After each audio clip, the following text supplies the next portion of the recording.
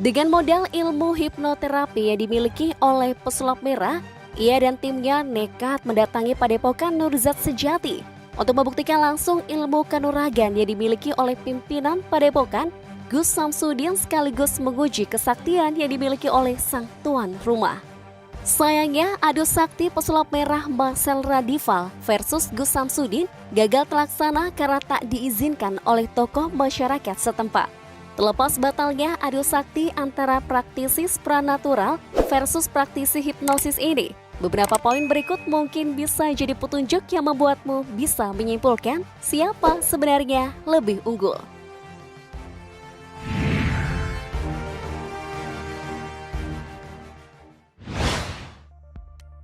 Adu profil dan konten. Gus Samsudin Jadab merupakan praktisi supranatural dan salah satu pengasuh Padepokan Nurzat Sejati. Pria berambut gondrong itu dikenal setelah rutin mengunggah konten mistis di channel YouTube-nya. Di channel YouTube-nya Padepokan Nurzat Sejati, Gus Udin, panggilan akrabnya, sering membagikan pengalaman spiritual lewat konten membasmi praktisi ilmu hitam. Gus Udin juga sering mendatangi praktisi paranormal hingga dukun santet yang ada di berbagai wilayah. Pesulap merah memiliki nama asli Marcel Radival, merupakan pria asal Tangerang yang merupakan praktisi hipnosis. Ia sering sekali video-video tersebar di sosial media, baik itu Facebook, TikTok, Instagram, dan terutama YouTube. Di channel YouTube-nya itu, Marcel seringkali membagikan video tentang sulap serta membongkar berbagai trik sulap yang dinilai menyesatkan dan melakukan pembodohan publik, serta membongkar kebohongan bertopeng mistis dalam berbagai konten perdukunan. Misalnya pernah membongkar soal ilmu perisai batin, kasus gelas dalam perut, dan hal-hal yang terkini.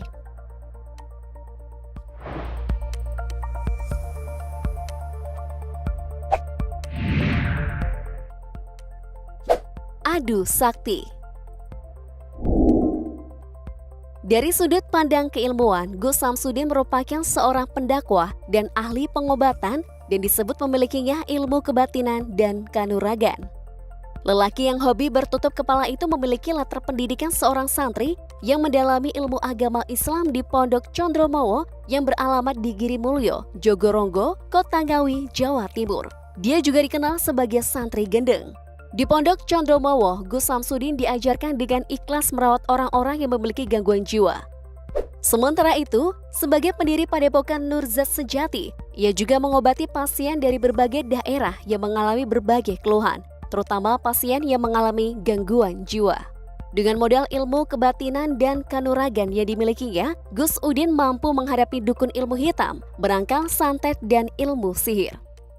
Ia kerap melantunkan sholawat andalan yang sering digunakan melawan dukun santet, yaitu sholawat Nurizati.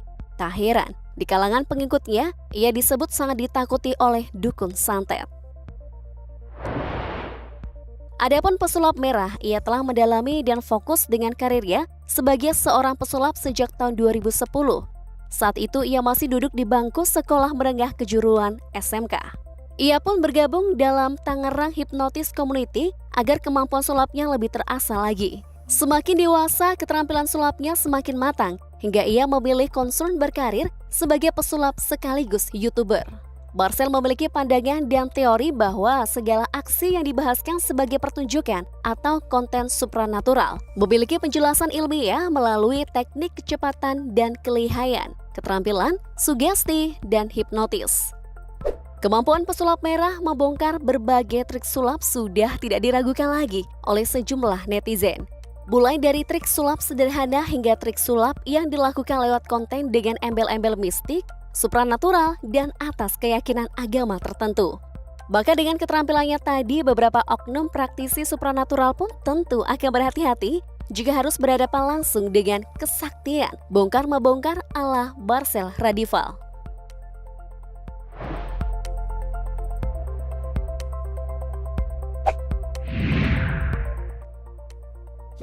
Adu kekuatan.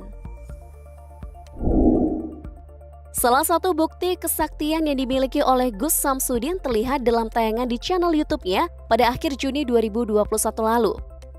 Layaknya pemeran utama dalam film, Gus Udin akhirnya bisa mengalahkan dukun santet pemuja Dajjal setelah sebelumnya sempat kalah berkali-kali. Meski terluka cukup parah, Gus Samsudin mampu memulihkan kondisinya dan kembali melawan komplotan dukun santet tersebut. Dalam duel kali ini ia kembali mengerahkan kekuatan untuk menghalau serangan para dukun. Alhasil, pria gondrong ini berhasil melumpuhkan komplotan dukun itu hingga tumbang. Dalam video terlihat Gus Samsudin membopong jasad dukun pemuja Dajjal yang berhasil ia taklukkan. Gus nampak mendoakan para dukun dan ingin menyadarkan mereka untuk kembali ke jalan Allah. Memiliki misi membongkar fakta di balik klaim ilmu kebatinan yang dimiliki oleh seseorang dan diikuti sekelompok orang. Pesulap merah pernah berhadapan dengan kelompok kebatinan perisai batin. Kelompok yang mulai berdiri sejak tahun 1990 ini cukup terkenal di tanah air dan sudah terdaftar secara resmi sebagai anggota IPSI atau Ikatan Pencaksilat Indonesia sejak tahun 2001. Konon kelompok perisai batin memiliki ilmu bela diri bersifat laduni. Hal ini memiliki arti jika ada yang berniat jahat kepada mereka, maka orang tersebut akan langsung kaku tubuhnya atau lemas atau bahkan pingsan. Dalam pandangan Marcel Radival, ilmu seperti itu merupakan sebuah bentuk hipnotis yang membuat orang mempunyai belief system terhadap apa yang dikatakan. Karena penasaran, pesulap merah itu pun mencoba membuktikan sendiri teorinya dengan berjibaku langsung dengan guru besar perisai batin, Yuli Mulyana. Pesulap merah ingin membuktikan jika ia mampu melakukan serangan tanpa membuat dirinya tak berdaya. Alhasil, pada percobaan pertama hingga ketiga, pesulap merah selalu sukses melakukan serangan pada guru besar perisai batin tersebut tanpa efek apapun. Menurut Marcel, kondisi kaku ataupun lemas pada dirinya tidak terjadi karena ia sudah memiliki blok tersendiri dan memahami apa itu hipnotis.